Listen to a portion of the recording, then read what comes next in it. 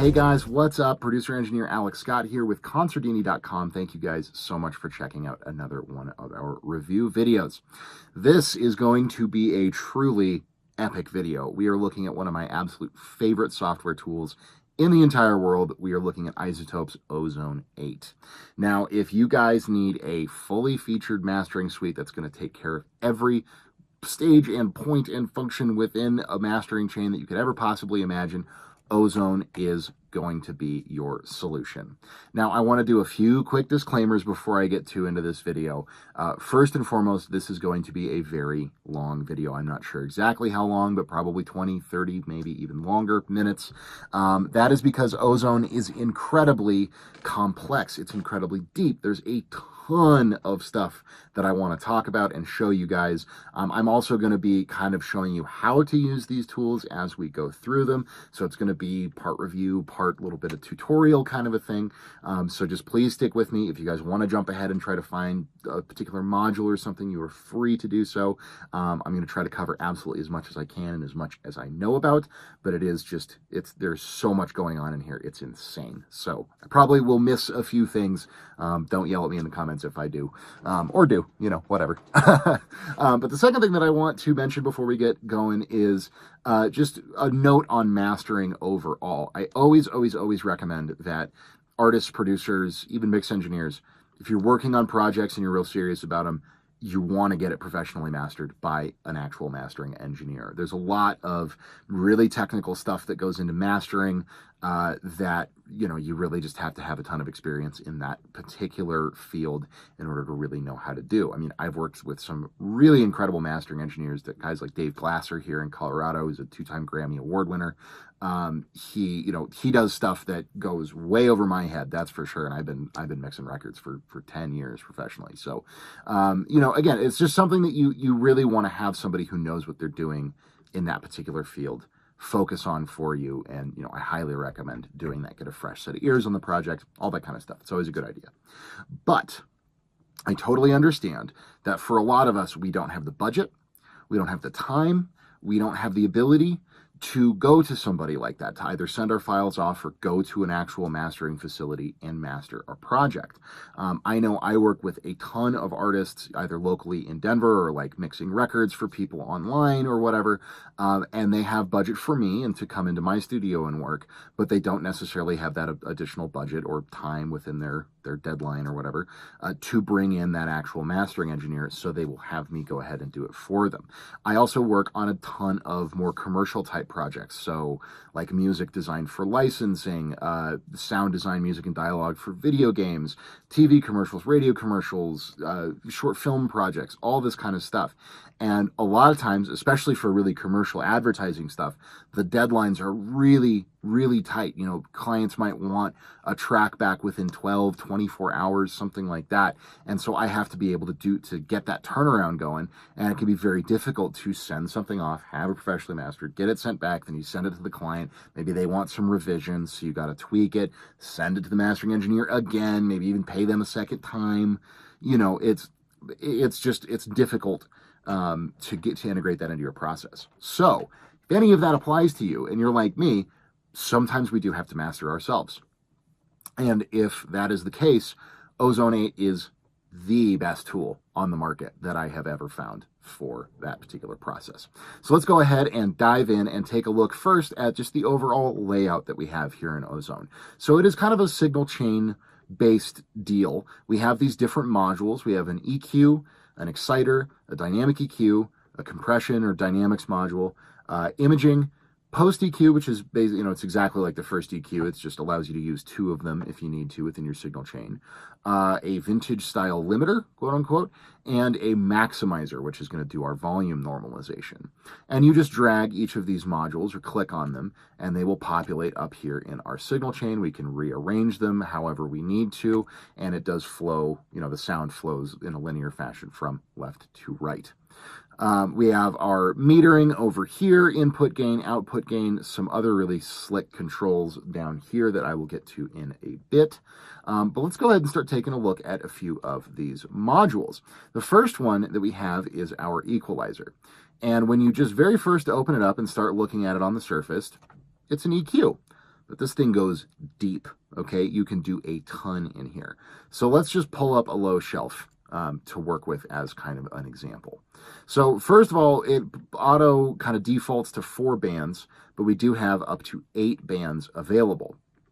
For each of those bands, no matter what band you're looking at, you can set it as a high-pass filter, a low shelf, a bell, a high shelf, or a low-pass filter all the way up on top. You also have, of course, you can click to drag and do this old thing, or you can, of course, tweak everything down here. And we, of course, have Q control, depending on what we want, in terms of how we want the curve on our EQ to look. But down here, where you just saw me click, is where things get really fun. We have these different kind of styles of EQ that we can work with. So analog is kind of what we would most typically think of, especially when we push the Q a little bit higher. That's a pretty typical low shelf, that you would see. But then swap in vintage, and now suddenly we have this much broader and gentler EQ slope that goes all the way up into the mid, so it's going to give you a different tone overall. Then we have Baxandall, which is another type of vintage EQ, and that's going to give us almost kind of a tilt shift shape to our EQ. Then we have Resonant, which is, I think, a little bit more something that is designed to work like a resonant filter would on a synthesizer. So it's going to be, you can see it's going all the way up, even like out of frame here. And then as we adjust the EQ or the Q, we get these kind of interesting resonant peaks in our EQ shape. So you can really sculpt how each of these bands is working and what the overall sound and character of each of the bands of EQ is going to be.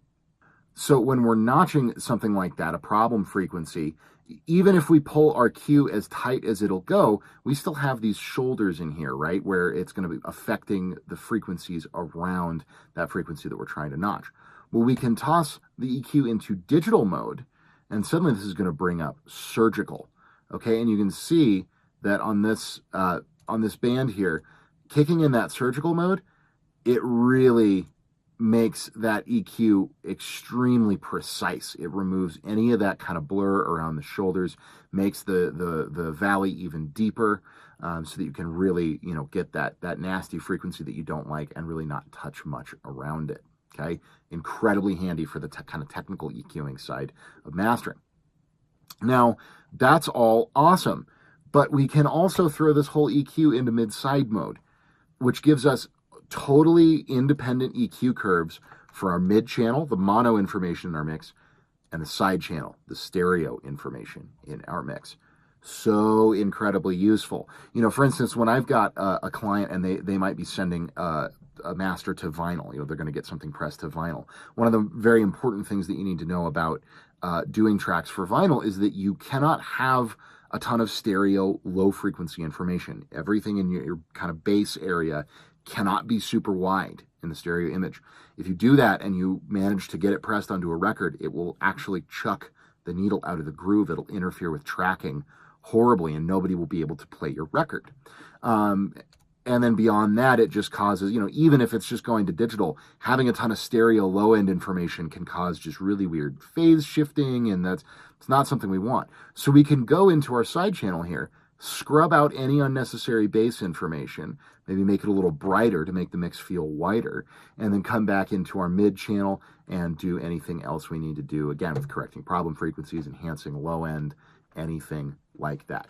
So overall, just incredibly powerful, especially when you get into that mid-side stuff. Now, the last feature that I'll talk about here in this equalizer, this is crazy. We can capture a kind of spectral snapshot of a source. Let's say somebody says, hey, mix my guitar parts, but I want them to sound like, whatever, Queen or something. If you can either get the raw guitar tracks from that Queen tune or even just the full mix, you can fly those in, and Ozone will actually analyze it and try to figure out an EQ curve that's going to get you close to the sound of either just that specific part, if you're working on just guitars or something, or your entire mix. It's going to try to match the bass and all this kind of stuff. Very, very interesting feature and a very, very cool idea. Not something I personally use a ton. I like to do that kind of stuff by ear, but it's definitely a very cool thing for them to include. So that is our EQ. Amazing EQ. It can do pretty much anything. Moving right along, we have our Exciter. And the Exciter is a really, really interesting tool as well. Because what this is doing is it's a multi-band processing unit. So we're splitting down into low, low mid, and highs. And we got crossovers set at 140, 2K, and 10K.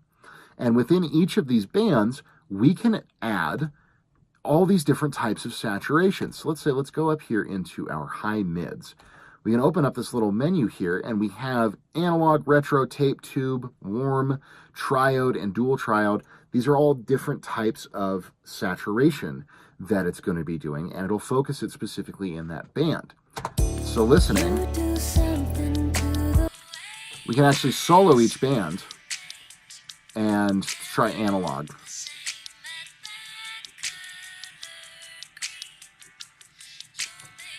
So you can hear it's really saturating the transients in a really interesting way, kind of the clap, the snare sound that's going on.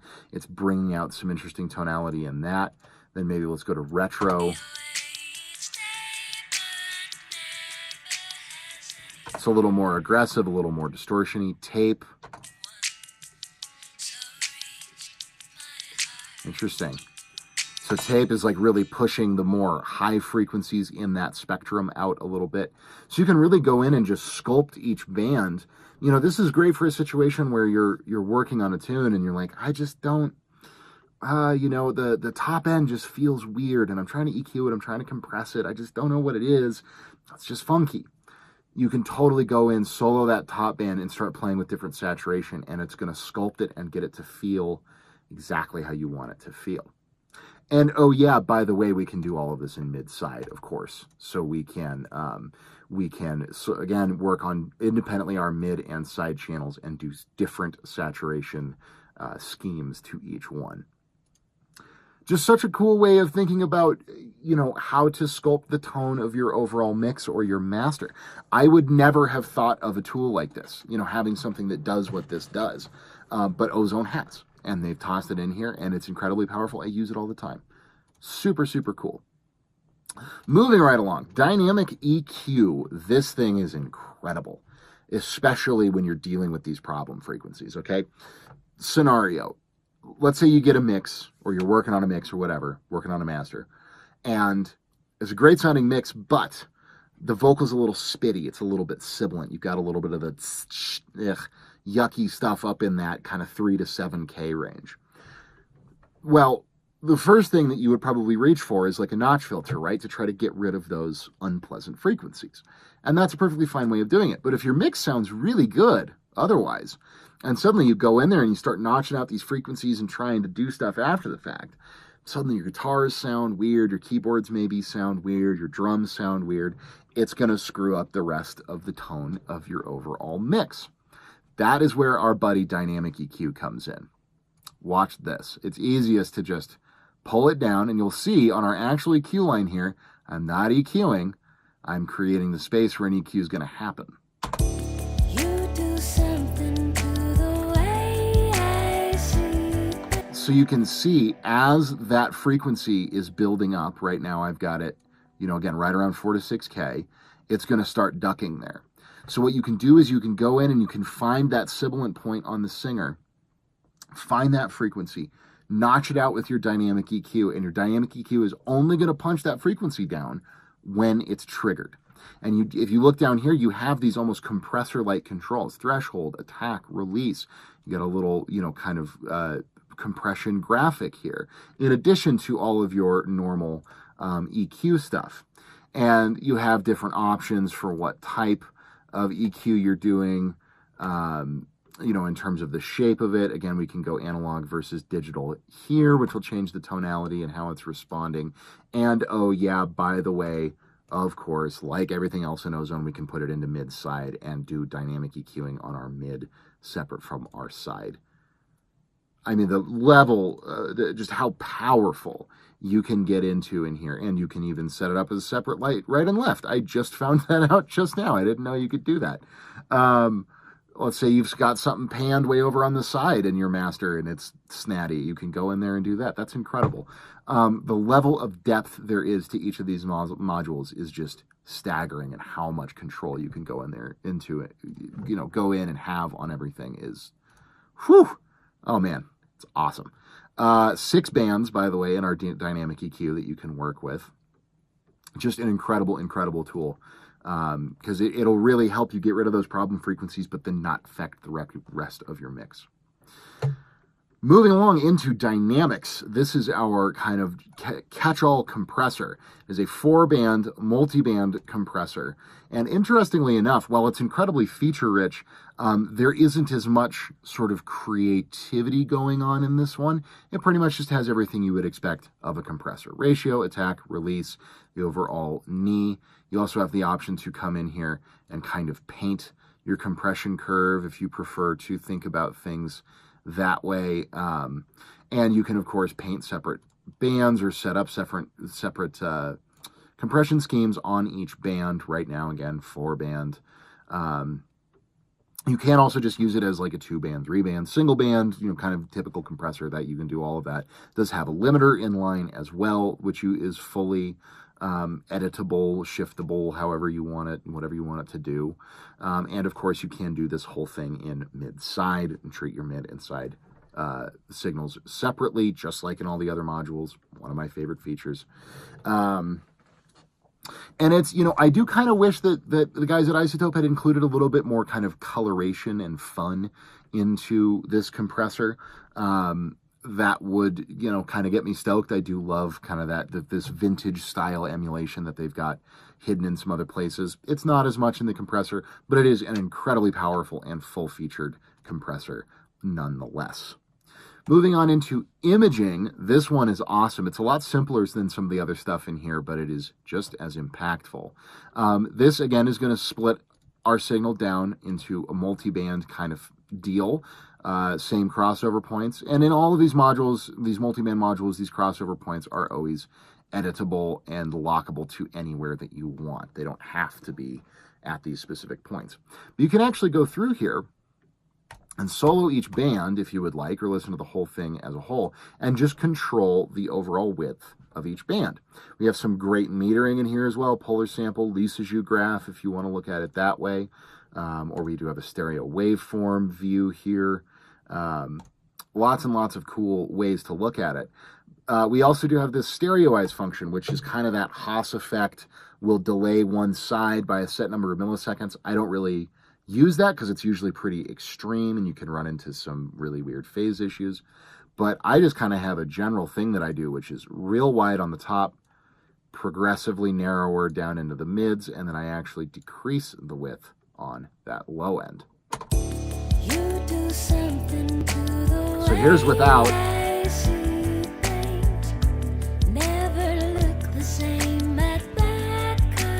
And there it is in. And in here, it's not a super dramatic effect like a lot of stereo wideners are, especially plugins.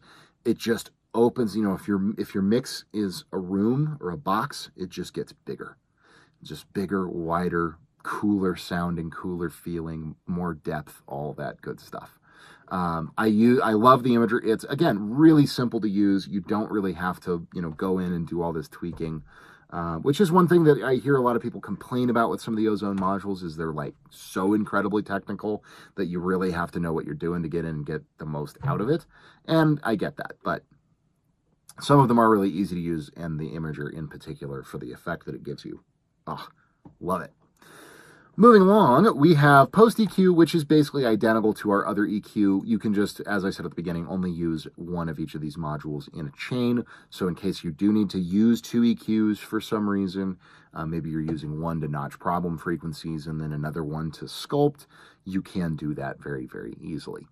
So I probably won't talk about that too much because it's all the exact same features as the other equalizer. Vintage limiter. Now, this is actually going to kind of be the thing that goes in the very, very end, or at least I usually put it at the very end, just to catch any last-minute peaks. Very simple to use. threshold, ceiling.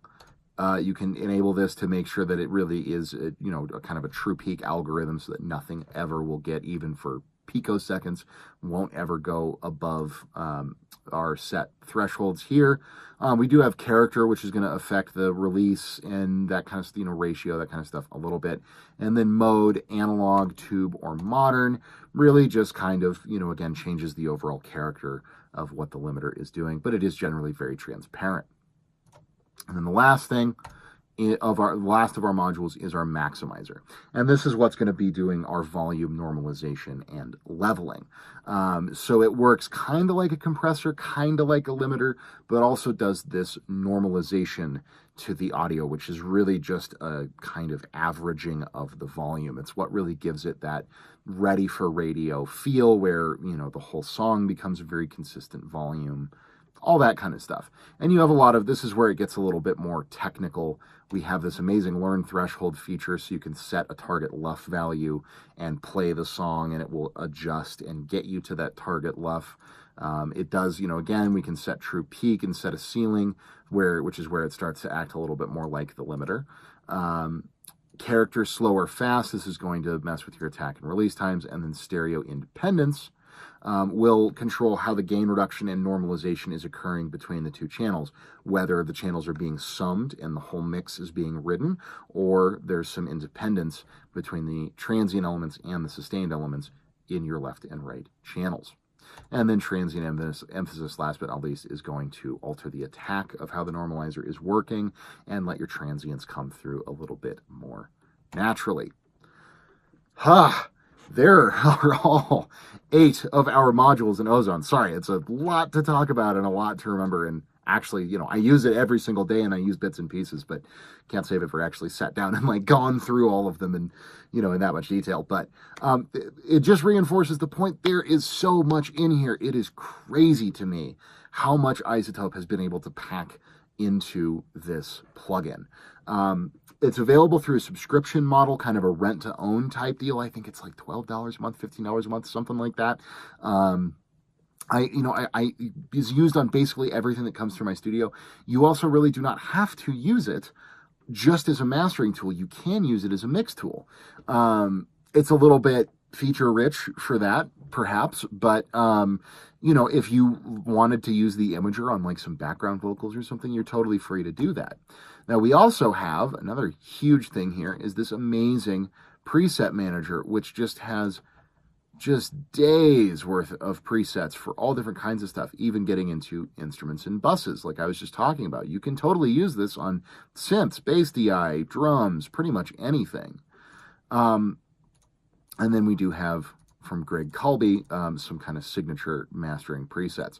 But the reason I love these is that, again, in a situation where maybe I get a commercial client, they're a car dealership, and they want a knockoff of a Bruno Mars tune, and they need it in 24 hours. And I can do that, I can make it, but I don't have time to send it off for mastering. I don't even really have time to sit here and tweak all of this stuff. I can go in here and I have a ton of amazing presets to get me started, to get me, you know, going from a good initial point. You know, for something like that, it's like we've got rock hip hop, that might work. Space disco, that could work. Smooth hip hop, vintage hip hop, you know, electronic clarity. We have all these different kind of more genre or application-specific presets that, again, might not sound perfect with your material, but they're a great preset that's going to get you your modules loaded up with some good settings. Go in, tweak real quick, and get the project done, get it out to that client, and make all the money, right? You can also, of course, save your own custom presets and chains of modules in there. It's amazing. And then, you know, we already touched on metering over here. We do have true bypass. We have a gain match function, which is very, very handy. We can swap our left and right fields. We do have if you want to get into your really technical mastering stuff, we can control bit depth and all the dithering settings to your heart's content. I don't get into this stuff. This is where it gets way too technical for me, and I just don't get it. But it is there for you if you're, you know, at that level of mastering. And then the final feature that I want to talk about here, running out of breath, is our referencing section.